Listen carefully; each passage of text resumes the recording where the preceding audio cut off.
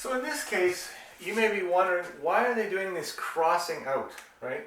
Why did they just cancel out the 21s? I'm just looking at the slide here. And what they did was, instead of 21, they have 1 and 1. Now this is a way to reduce before the fact. So there are two options here. I don't want you to get confused. If I did not reduce, I'll use black. If I did not reduce, I could do 10 times 21 and get 210. I could do 21 times 25, right? Now that number is pretty big. It is 525, right? And then I would have to reduce them, right? So it looks like 5 will go into both of those. 100, whoops, that's not 105. If I divide that by 5, right?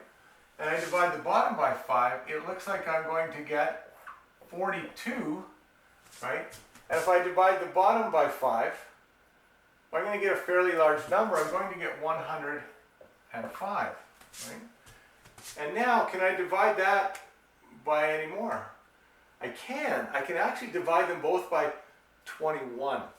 And if I divide them by 21, I'm going to get 2. And if I divide this by 21, I'm going to get 5. Okay? Now this canceling out technique is just a trick to keep the numbers from getting large, right?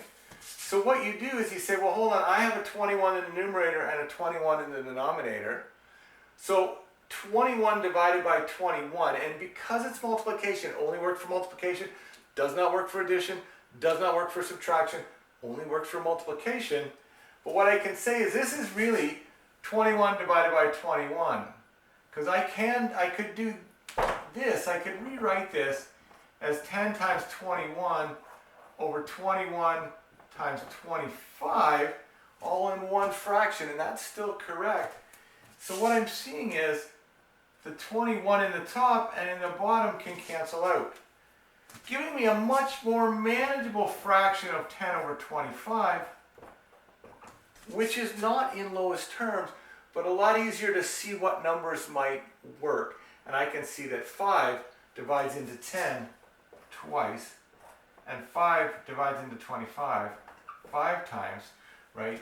Giving me 2 over 5.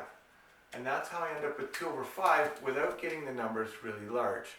Now, as with any video, if I went through that a little too fast and you're still scratching your head going, what? You can always rewind, look at these aspects again, because I want to make sure you understand it's just a way to reduce before the numbers get big.